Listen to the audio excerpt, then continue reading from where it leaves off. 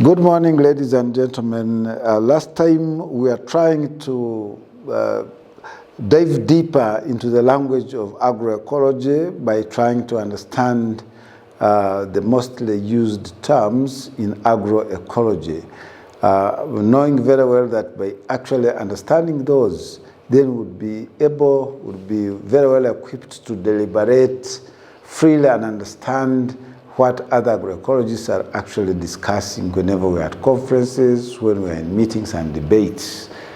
And I am Clovis Kabaseka again, taking you through today's session, and I will start from where we stopped last time so that we actually get to understand this language of agroecology properly under this course unit that we are studying, which is called Foundations of Agroecology. If I can remember very well, which I exactly do, that last session we were talking about the mostly used terms in agroecology, and we ended by understanding what organic farming is as a term used in agroecology. We also saw how soil fertility is one of the terms that are frequently used in agroecology. I also saw that climate smart agriculture will feature time and again in agroecology because it is one of the models that are promoted in agroecology.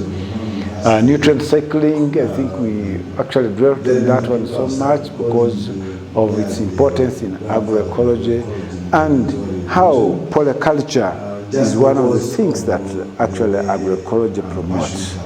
We talked about those, and today I think we shall continue with some of those words which most likely you have to meet and use. There is resource conservation. Resource conservation is a very common term in our language of agroecology, and this means practices aimed at preserving natural resources such as water, soil, to ensure long-term agricultural sustainability. You need to understand that sustainability, like I said before, is very, very important. And even ensuring long-term sustainability. Actually, sustainability is usually long-term. So resource conservation. When we are talking about resource conservation, we are talking about wide use of resources and the practices aimed at preserving natural resources such as water and soil to ensure long-term agricultural sustainability. We actually put it together, consolidate it as a resource conservation, which is something that we'll be meeting quite frequently, and you should practice how to use that word, and so that your audience could always understand you very well. Ecological footprint is another term that you certainly will have to meet, and when you meet it, don't think that you have actually met a very, very strange language. With ecological footprint, we are meaning a measure of the environmental impact of agricultural practices, including the amount of land and resources required to produce food. How much of these are you going to use in order to produce your food? So the ecological footprint, I think you need to really understand as you produce your food, how much are you disturbing ecologically? So the ecological footprint will actually be measured by how much you actually disturb the ecosystems in your quest for producing food. Like you hear of the carbon footprint, they actually talk about as you carry out your day-to-day duties, how much carbon, how much greenhouse gases do you emit into the atmosphere that actually cause global warming, the precursor for climate change. So when they talk about carbon footprint, if you are traveling using a plane, how much are you polluting the environment? That is your carbon footprint. Even the ecological footprint is that measure of the environmental impact. How much impact are you inflicting on the environment using your agricultural practices? That's what we mean by ecological footprint. Biopesticides. I know if you went into any audience and started talking about biopesticides, then very many people would actually not follow very quickly. At least that one, but if you even went further to say biorationals, then you'd actually make very many people get lost. But with biopesticides, we are meaning natural pesticides derived from plants, bacteria, or minerals that are used to control pests with minimal environmental impact. Most of the pesticides that you actually buy from the stores to go and control pests are usually synthetic. They are actually made from chemical materials which are very persistent in the environment. But here we are talking about those which are coming from natural, from living plants, living things like bacteria, or perhaps living things which are in nature, like minerals, so that you can actually use them to control or manage pests without putting a very big impact on the environment. Those are biopesticides, sometimes called biorationals. A term like agroecological transition will actually be very, very common in your deliberations, in your speeches, in your presentations, or when you are attending to other people's presentations, you are most likely going to meet such words. And when you meet them, don't think that you have made something very, very strange. It just means the process of shifting from conventional agricultural practices to more sustainable agroecological methods. You know, it is very easy to change an opinion, but very difficult to change a belief.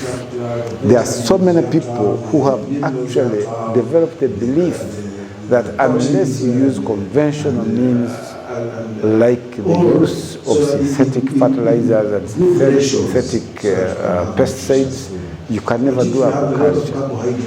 Now, to convince such people, to get them from that so that they can now start practicing the agricultural practices which are more environmentally friendly and sustainable, takes some time.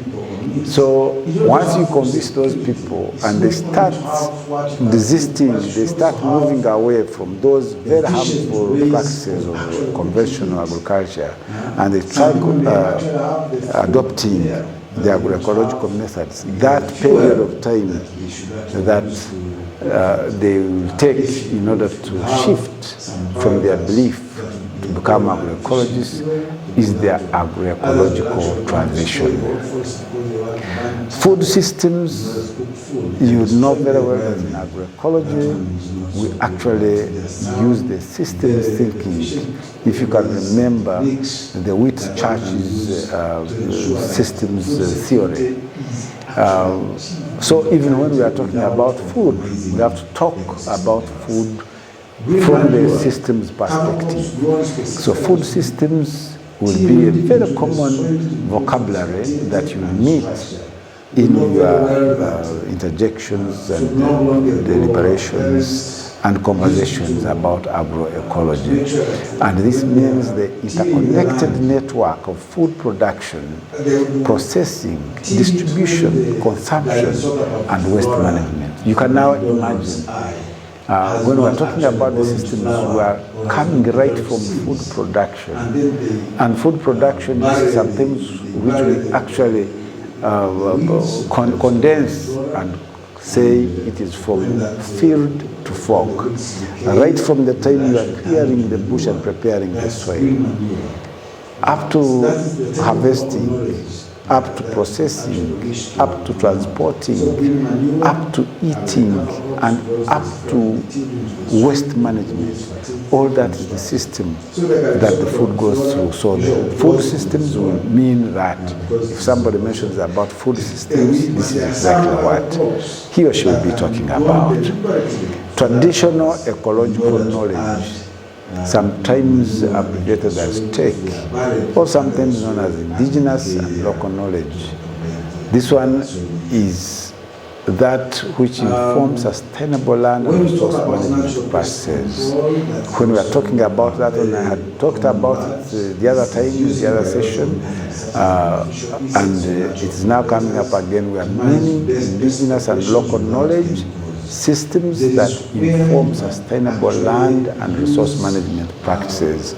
That knowledge, the most important thing in this is that knowledge which is from the local people, but is trying to enable people understand sustainable land and resource management practices, not unsustainable ones. When we talk about agroecological practices, here we mean specific methods and techniques used to implement agroecological principles such as crop diversification and soil conservation. When you hear a person talking about agroecological practices, know that he's trying to talk about those techniques which are environmentally friendly, which don't actually promote monocrops. Well, you must actually diversify crops, and not only crops, even you can diversify enterprises. Not even, you can even diversify breeds of livestock and also forms and types of livestock. Those are agroecological practices. Ecosystem services. The ecosystem, I think we have covered it. The ecosystem services are actually coming from well-managed, responsibly managed ecosystems. And these are benefits provided by ecosystems, including pollination, that is an ecosystem service, nutrient cycling, and climate regulation that support agricultural productivity. So once you are at a forum for agroecology and we talk about ecosystem services, just your mind should actually quickly flash to some of these things like pollination, nutrient cycling, climate change mitigation and adaptation, especially those which are supporting agricultural productivity. When we talk about resilient agriculture, those are farming systems designed to withstand and adapt to environmental stresses such as climate change and natural disasters. Sustainable intensification. This is increasing agricultural production without adverse environmental impacts, often through practices that enhance efficiency and sustainability. Actually, with the increasing demand of food and fiber and feed, with the increased demand of all those because of the increased population, we need to intensify agricultural production. But we have to do it in a sustainable way, and this is what we are talking about, sustainable intensification. We need to increase agricultural production without causing adverse environmental impacts. So practices that enhance efficiency and sustainability. For instance,